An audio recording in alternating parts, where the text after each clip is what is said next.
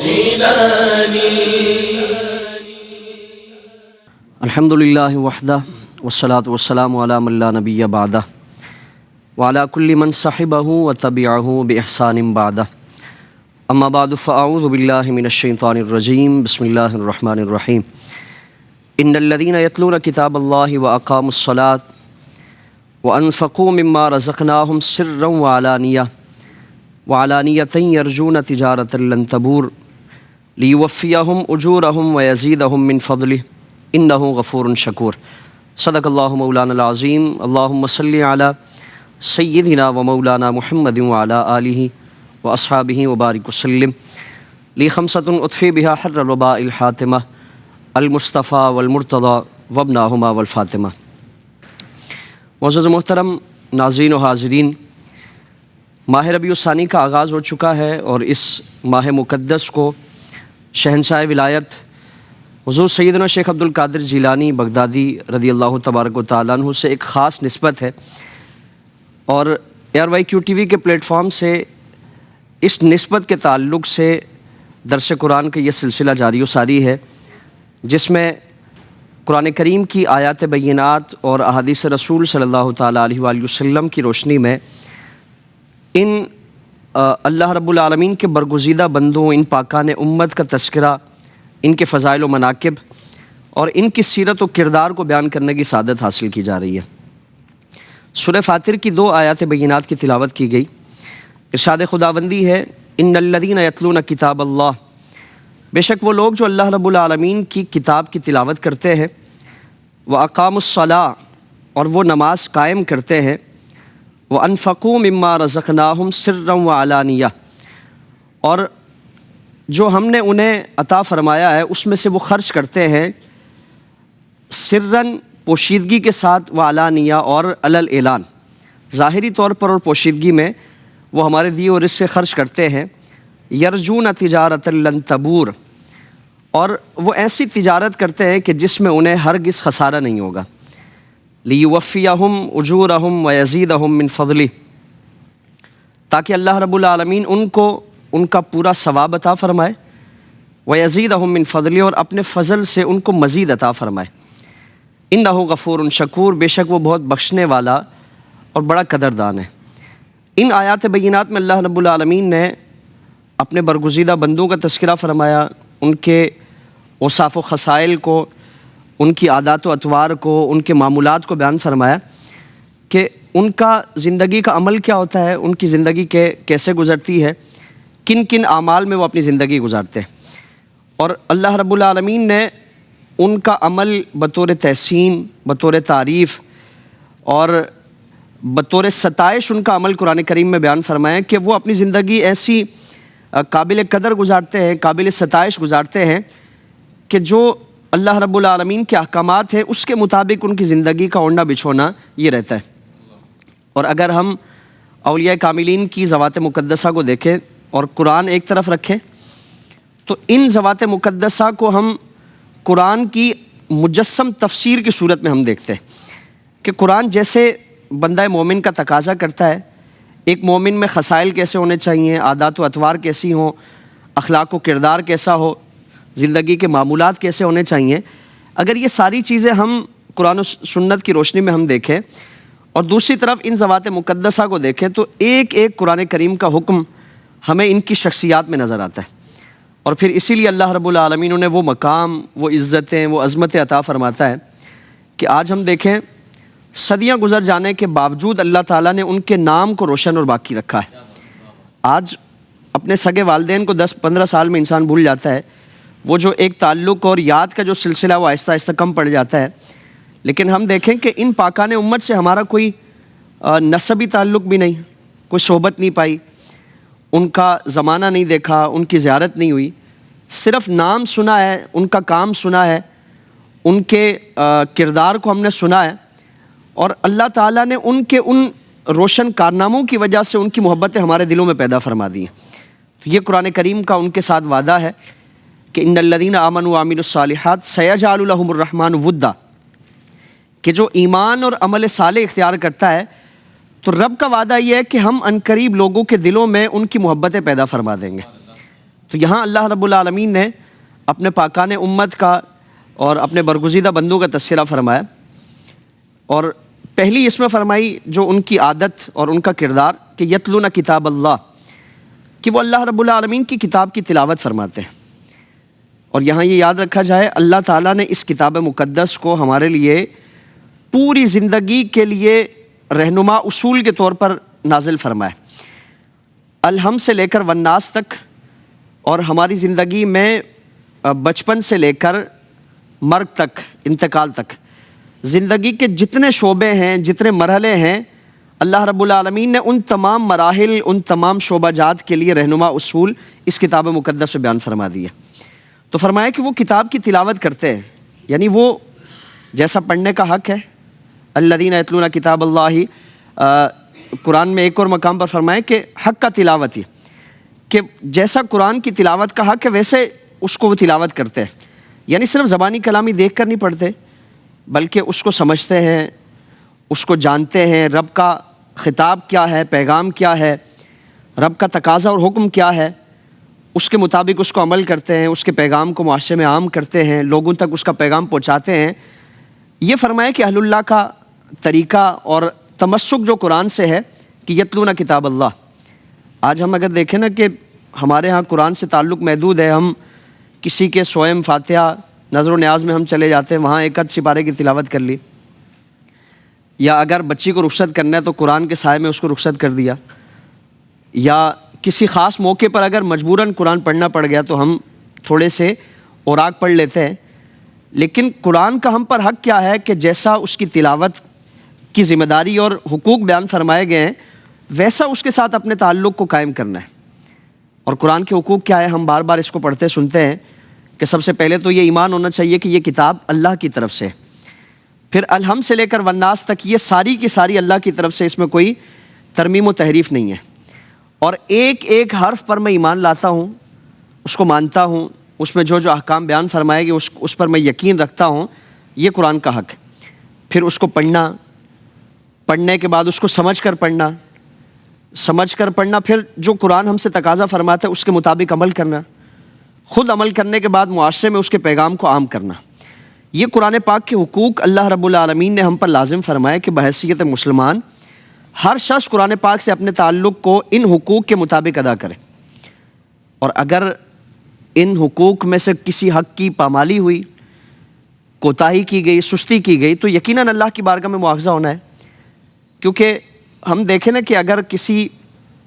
بادشاہ کی طرف سے، کسی وزیر کی طرف سے، یا طاقتور کسی شخص کی طرف سے ہمیں کوئی خط بھیجا جاتا ہے کہ یہ خط تم نے پڑھنا ہے اور اس پر تم نے عمل کرنا ہے، اور پھر یہ بتا بھی دیا جاتا ہے کہ اگر عمل کرو گے تو نقصان سے بچ جاؤ گے،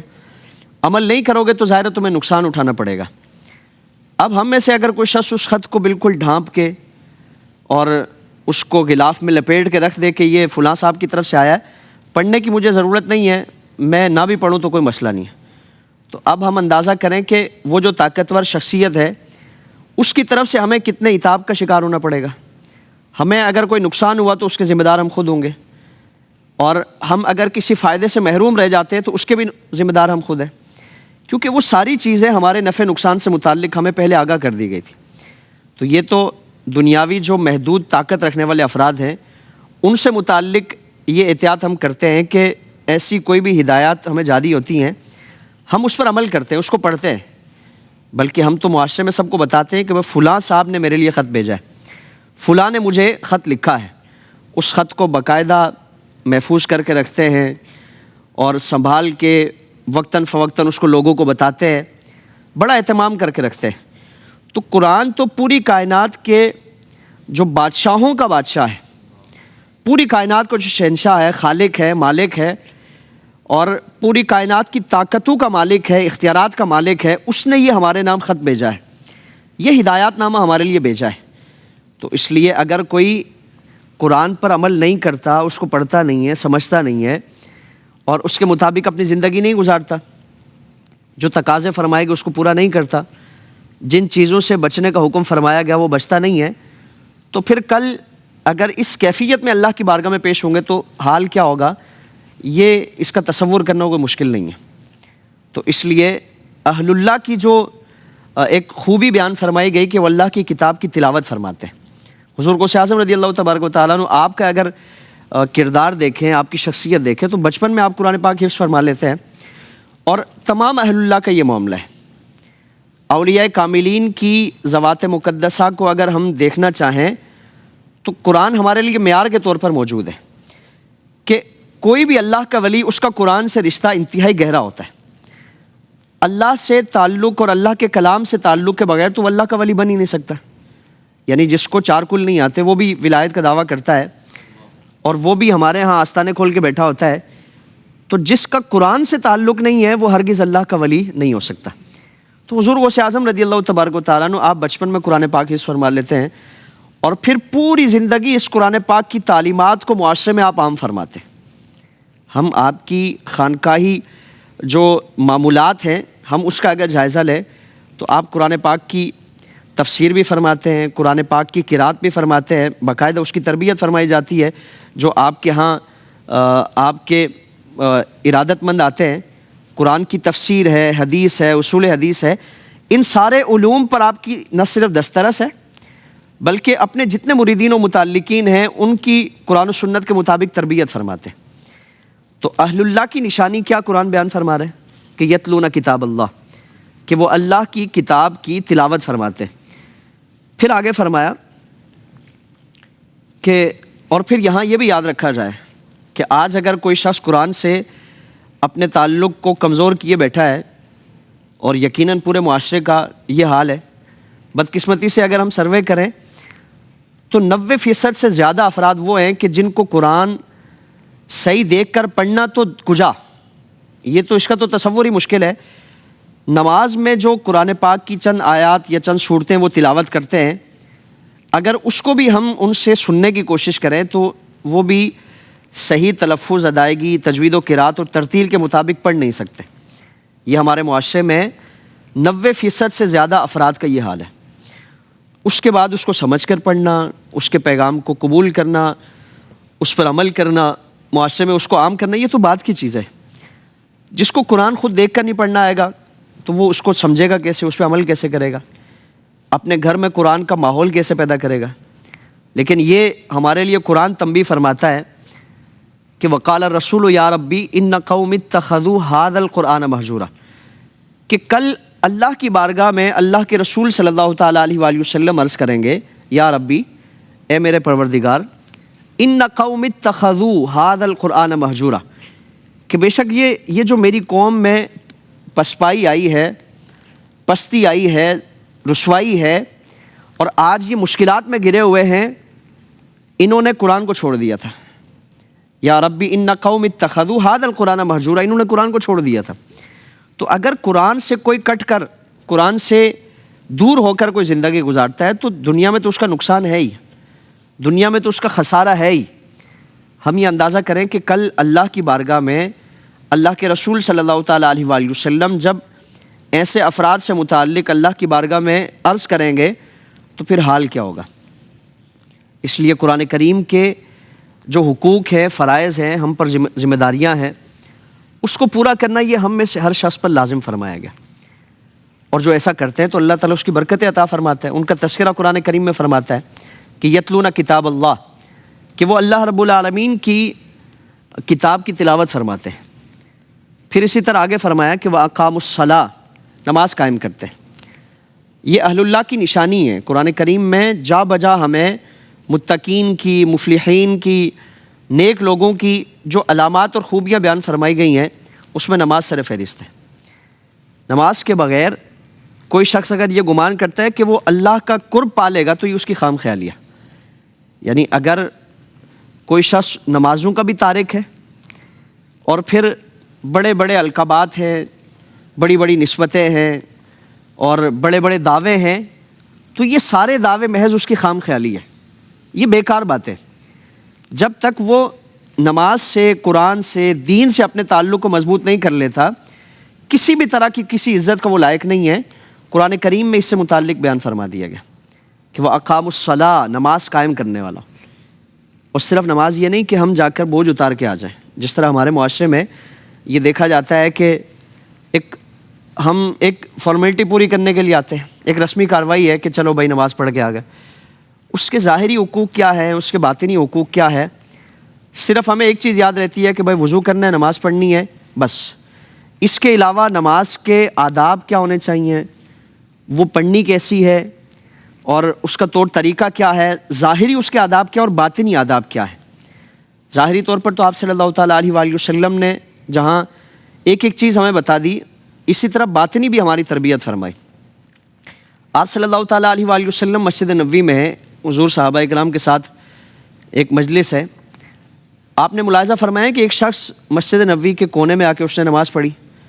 اور پھر حضور کی بارگاہ میں حاضر ہوا. اس نے سلام کیا، آپ صلی اللہ تعالیٰ علیہ وآلہ وسلم نے اس کے سلام کا جواب دیا، اور سلام کا جواب دینے کے بعد پھر فرمایا کہ جاؤ جا کر نماز پڑھ کے آؤ. اب اس نے نماز جا کر دوبارہ پڑھی، دوبارہ آیا، دوبارہ سلام عرض کیا. حضور نے پھر فرمایا کہ جاؤ جا کر نماز پڑھ کے آؤ. تیسری مرتبہ جب حضور نے فرمایا نا تو عرض کیا رسول اللہ میں کیسے پڑھوں؟ آپ کچھ تربیت فرمائیں، آپ تعلیم فرمائیں کہ میں نماز کیسے پڑھوں. تو پھر آپ صلی اللہ تعالیٰ علیہ وآلہ وسلم نے جو اس کے ظاہری حقوق ہیں، یعنی اس کے آداب، طور طریقہ، پڑھنی کیسی ہے، وہ تفصیل کے ساتھ آپ نے بیان فرمایا کہ نماز اطمینان کے ساتھ، عاجزی کے ساتھ، ٹھہراؤ کے ساتھ، سکون کے ساتھ پڑھی جائے، اور اٹھک بیٹھک والا معاملہ نہیں ہونا چاہیے. یعنی آج ہمارے ہاں بعض تو اتنی جلدی میں ہوتے ہیں جیسے مرغا ٹھونگے مارتا ہے، وہ سجدے میں اس کیفیت میں پیشانی زمین سے تھوڑی سی ٹچ کی پھر اٹھا لی، پھر ٹچ کی پھر اٹھا لی. تو یہ کیفیت نہیں ہونی چاہیے. اللہ کی بارگاہ میں جب ہم حاضر ہو رہے ہیں تو ہمارا عمل ایسا ہونا چاہیے. اس کے باطنی آداب میں بیان فرمایا. آپ صلی اللہ تعالیٰ علیہ وآلہ وسلم نے فرمایا کہ نماز ایسے پڑھو گویا تم رب کو دیکھ رہے ہو، تم اپنے رب کو دیکھ رہے ہو. پھر فرمایا کہ اگر یہ کیفیت پیدا نہیں ہوتی، اس درجے پر تم اپنے آپ کو نہیں پاتے، تو فرمایا کہ کم از کم یہ خیال کرو کہ رب تمہیں دیکھ رہے ہیں، تم رب کی بارگاہ میں حاضر ہو. یعنی جب انسان میں یہ تصور پیدا ہو جائے گا کہ میں اللہ کی بارگاہ میں حاضر ہو رہا ہوں،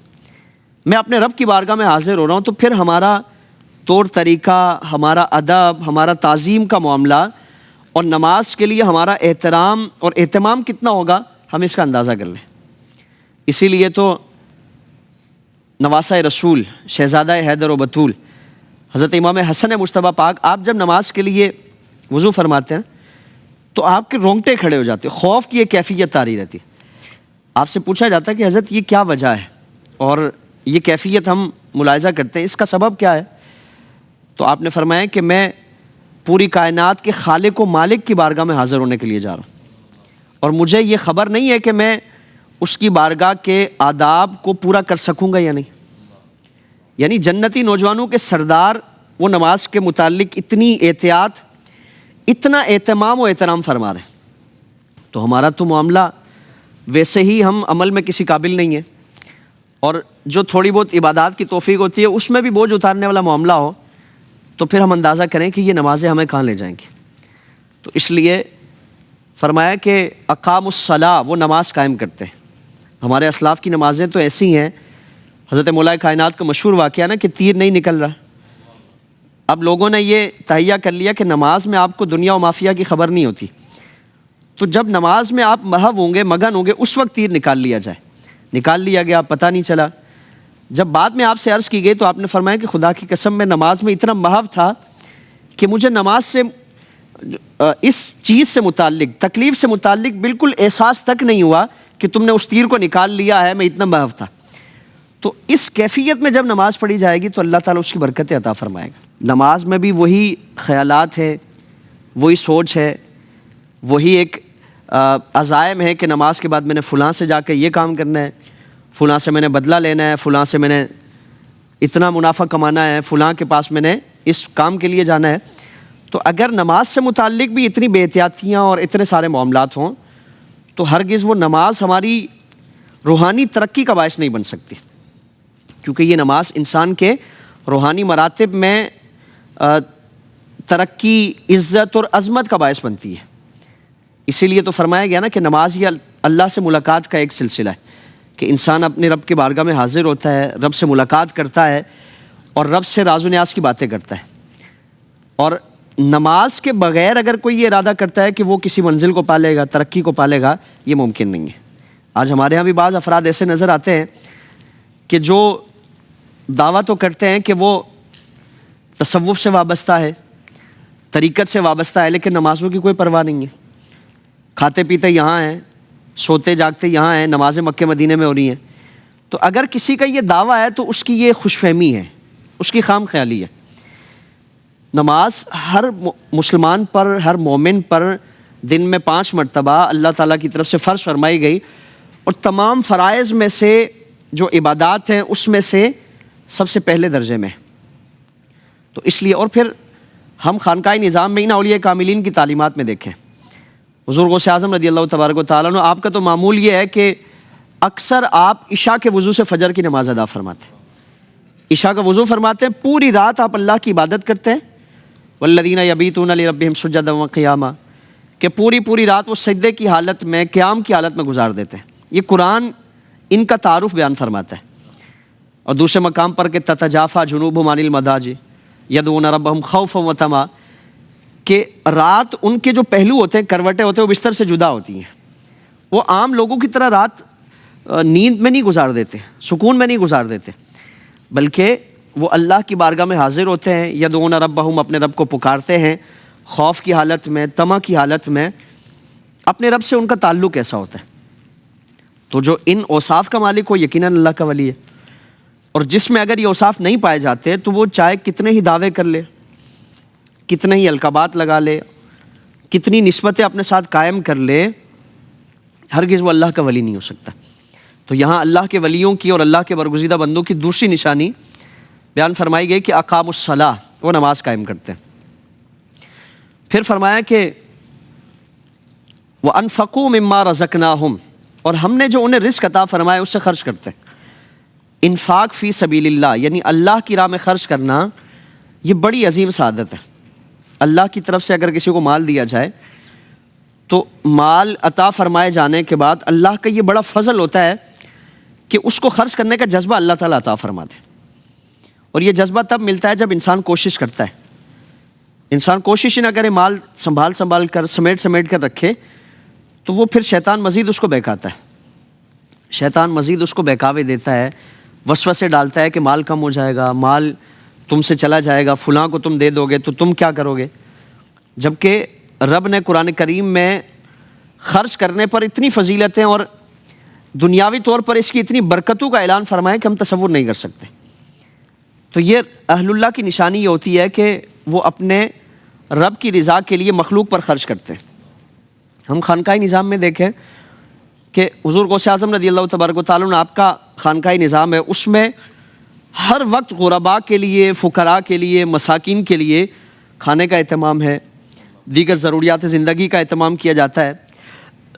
اور جو جس مقصد کے ساتھ آپ کی بارگاہ میں حاضر ہوتا ہے اس کا مقصد پورا کیا جاتا ہے۔ یعنی آپ کی بارگاہ میں ایسے حاجت مند آتے ہیں، آپ ان کی ظاہری کیفیت سے ان کو پہچان لیتے ہیں، اور ان کی خواہش ان کی زبان پہ آنے سے پہلے اپنے خدام سے فرماتے ہیں کہ جا کر اس کی مدد کر کے آ جاؤ۔ یہ اہل اللہ کا معاملہ ہے۔ یہ نہیں کہ مریدین کی جیبوں پر نظر ہونی چاہیے اور دنیاوی سرمایہ وہ دگنا چگنا کرنے کی ہم سوچتے رہے کہ میرے پاس فلاں گاڑی ہے، اگلے سال یہ آ جائے گی، اور پیر صاحب کی لگژری لائف دیکھ کر ہر ایک یہ تمنا کرے کہ کاش میں بھی ایسا بن جاؤں۔ تو ان اہل اللہ کا معاملہ یہ ہوتا ہے کہ وہ ان کے پاس جو کچھ بھی آتا ہے وہ اللہ کی رضا کے لیے خرچ کر دیتے ہیں، اپنے پاس جمع کر کے نہیں رکھتے۔ وہ اپنے پاس، وہ سیرت رسول صلی اللہ تعالی وسلم یہی ہے۔ حضور کی حیات طیبہ میں ہمیں کسی ایسی رات کا نہیں ملتا کہ جب حضور کے گھر میں کچھ مال موجود ہو اور آپ صلی اللہ تعالی وسلم آرام فرما رہے۔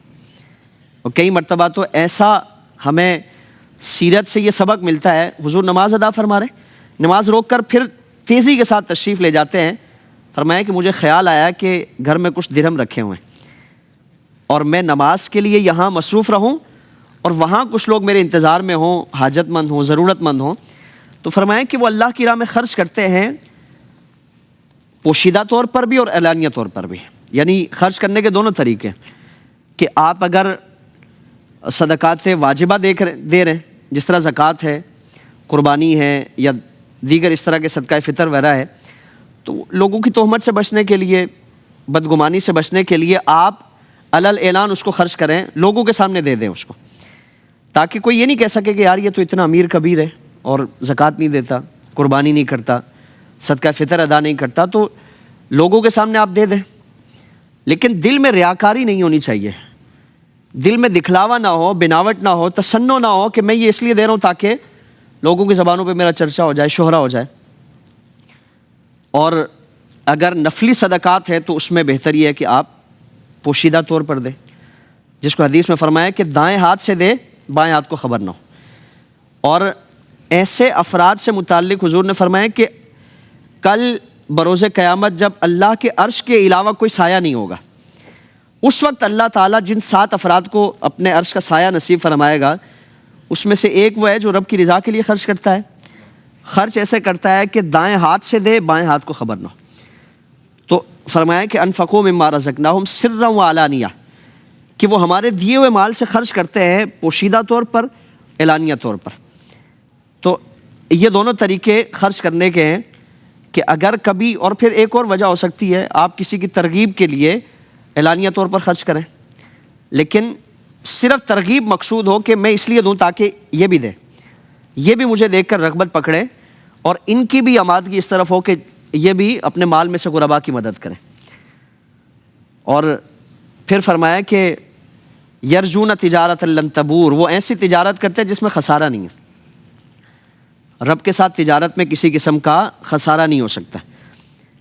آج دنیا کی کسی بڑی سے بڑی کمپنی کے ساتھ آپ پارٹنرشپ کرتے ہیں، رسک رہتا ہے، خطرہ رہتا ہے کہ یار مالی حالات کی وجہ سے کوئی ڈوب نہ جائے، پیسہ ہمارا ضائع نہ ہو جائے، بے شک 1% ہی کیوں نہ ہو، لیکن ہر جگہ رسک موجود ہے سوائے رب سے تجارت کے۔ اللہ سے جو تجارت کی جاتی ہے، اللہ کے ساتھ جو تجارت کی جاتی ہے، اس میں نہ دنیا میں کوئی خطرہ ہے نہ آخرت میں کوئی خطرہ ہے، اور بلکہ رب کے ساتھ تجارت کا فائدہ تو یہ ہے کہ ہم تھوڑا دیں گے، اللہ تعالیٰ اس کو پال پال کر بڑا فرما دے گا۔ حدیث میں فرمایا کہ رب تبارک و تعالیٰ تمہارے صدقات کی پرورش فرماتا ہے، اور تم میں سے کوئی شخص آئے گا کہ اس نے اگر بکری کا بچہ صدقہ کیا ہوگا، احد پہاڑ کے برابر فرمایا کہ اس کا اجر وہ پائے گا، کیونکہ رب تمہارے صدقات کی پرورش فرماتا ہے، ان کو پالتا ہے، ان کو بڑا فرماتا ہے۔ تو یہ تو ایسی تجارت ہے کہ اس میں کوئی خسارہ نہیں ہے۔ ظاہر ہے اللہ کے بندوں پر خرچ کرنا اور اللہ رب العالمین کی رضا کے لیے خرچ کرنا، اس سے بڑا عمل کوئی نہیں ہو سکتا، اور جن پر خرچ کیا جا رہا ہے ان کا تو مقام یہ ہے۔ آج خرچ کرتا بھی ہے کوئی تو احسان جتا کر، یا ڈی گریڈ کر کے، عزت نفس کو مجروح کر کے، اور لوگوں کے سامنے رسوا کر کے خرچ کیا جاتا ہے۔ بعض لوگوں کو ہم دیکھتے ہیں، یہ جن پر خرچ کیا جا رہا ہے نا، یہ ان کا تو ہمیں احسان مند ہونا چاہیے کہ یہ ہمارے سرمایہ کو اس جہان سے اگلے جہان میں منتقل کرنے کا ذریعہ ہے۔ یعنی اگر کوئی شخص بیرون ملک ہے اور اس کے ذریعے آپ بیرون ملک میں آپ موجود ہیں، وہاں سے اپنے گھر والوں کے لیے کوئی چیز بھیجتے ہیں، تو آپ تو اس کے شکر گزار ہوں گے کہ یار آپ نے میری چیز بحفاظت میرے گھر والوں تک پہنچا دی۔ تو یہی معاملہ ان غرباء، مساکین اور فقراء کا ہے کہ یہ ہمارا سرمایہ اس جہان سے اگلے جہان میں محفوظ منتقلی کا باعث ہے، کہ اگر یہ نہ ہوتے تو ہم اپنا سرمایہ، اس کا فائدہ، اس کا اجر اگلے جہان میں کیسے پہنچاتے؟ تو اللہ تعالیٰ نے تو ان کو ذریعہ بنایا۔ تو فرمایا کہ یہ اللہ کے بندے جو ہیں، یہ اللہ کا کنبہ ہے، ان پر خرچ کیا جائے گا تو اللہ تعالیٰ برکت عطا فرمائے گا، ان پر خرچ کیا جائے گا تو اللہ تعالیٰ تم پر خرچ کرے گا، ان پر خرچ کیا جائے گا تو اللہ تعالیٰ تمہارے مال میں تمہاری توقع، تمہارے حساب و کتاب، تمہارے اعداد و شمار سے کہیں بڑھ کر اجر عطا فرمائے گا، برکت عطا فرمائے گا۔ اور قرآن کریم میں جو اس کا صلہ، بلکہ اس آیت کریمہ میں بھی اگلے فرمایا گیا کہ لیوفیہم اجورہم ویزیدہم من فضلہ، کہ اللہ تعالیٰ ان کو پورا پورا اجر عطا فرمائے گا اور اپنے فضل سے مزید انہیں عطا فرما دے گا۔ تو مزید کتنا دیتا ہے یہ ہم اندازہ نہیں کر سکتے۔ قرآن کریم میں تو 1400 تک فرمایا گیا، 1400 تک فرمایا گیا کہ ایک گندم کا دانہ ہے، اس کو بوتے ہیں اور اس سے 7 بالیاں نکلتی ہیں، ہر بالی میں 100 دانے۔ فرمایا کہ اللہ چاہے تو اس سے دگنا فرما دے، دگنے تک فرمایا۔ واللہ یضاعف لمن یشاء، اللہ چاہے جتنا چاہے اس سے بڑھا دے، تو وہ کتنا بڑھائے گا ہم اس کا اندازہ نہیں کر سکتے۔ تو اس لیے اللہ کی راہ میں خرچ کرنا یہ اہل اللہ کی نشانی ہے۔ ان اوصاف و خصائل کو اللہ تعالیٰ نے اپنے برگزیدہ بندوں کا تذکرہ فرماتے ہوئے ان کی نشانیاں اور ان کی علامات بیان فرمائے، جس میں یہ علامات ہیں یقیناً وہ اللہ رب العالمین کا برگزیدہ بندہ ہے۔ اور ہمارے لیے بھی یہ تاکید فرمائی گئی کہ ہم ان اوصاف و خصائل کو ہم اپنانے کی کوشش کریں تاکہ ہماری زندگی میں بھی نکھار آئے، بہار آئے، اور آخرت میں بھی ان اعلیٰ اوصاف کے ساتھ اللہ کی بارگاہ میں حاضر ہوں تو یقیناً اللہ رب العالمین پھر اس کی برکت عطا فرمائے گا۔ اللہ رب العالمین ہمیں ان پاکان امت کی سیرت و کردار کے مطابق ہمیں عمل کرنے کی اور پوری زندگی ان کی پاکیزہ نسبتوں کے سائے تلے گزارنے کی توفیق عطا فرمائے۔ آج کے موضوع کے حوالے سے اگر کوئی سوال کسی کے ذہن میں وہ پوچھ لیں۔ السلام علیکم ورحمۃ اللہ وبرکاتہ۔ السلام ورحمۃ اللہ۔ شاہ صاحب، میرا سوال یہ ہے کہ دور حاضر میں ہم دیکھتے ہیں کہ اگر کوئی شخص علل اعلان سخاوت کر رہا ہے تو لوگوں کے ذہنوں میں یہ بات پیدا ہو جاتی ہے کہ بھئی فلاں شخص جو ہے وہ ریاکاری کر رہا ہے، تو اب اس بات کا کیا کیا جائے؟ یہ ایسا گمان رکھنا یہ کیسا عمل ہے؟ ذرا آپ اس حوالے سے روشنی ڈالیں۔ اچھا، ہمارے ہاں افراط و تفرید کا معاملہ ہے کہ بعض لوگ جو ظاہری طور پر بھی اور ہر لحاظ سے وہ ریاکاری ہی کر رہے ہوتے ہیں، ان کو اتنا سپورٹ کرتے ہیں اور ان کی اتنی داد و تحسین کی جاتی ہے کہ اس کو کوئی گناہ ہی نہیں سمجھا جاتا۔ اور بعض لوگوں کا معاملہ یہ نظر آتا ہے کہ اگر کوئی بطور ترغیب ہی کسی کے سامنے خیرات کر رہا ہے، اعلانیہ طور پر خیرات کر رہا ہے، ترغیباً کر رہا ہے تاکہ مجھے دیکھ کر 4 لوگ اور بھی آ جائیں،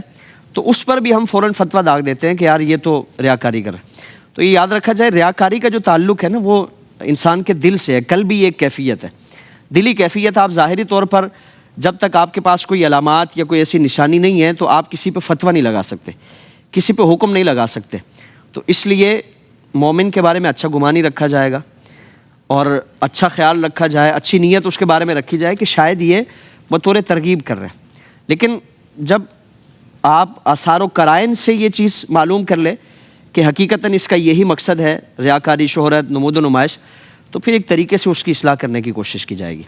تاکہ وہ اس عمل سے باز آ کر اپنا جو ایک نیکی کا جو سلسلہ اس کو برباد کرنے سے بچ جائے۔ السلام علیکم ورحمۃ اللہ وبرکاتہ۔ وعلیکم السلام ورحمۃ اللہ وبرکاتہ۔ مفتی صاحب، میرا یہ سوال ہے کہ ہم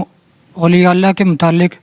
ان کی کثرت عبادات کے متعلق اکثر پڑھتے ہیں، سنتے ہیں، لیکن آج کے مصروفیت زیادہ زمانے میں ہم ان کی تعلیمات پر کیسے عمل کر سکتے ہیں؟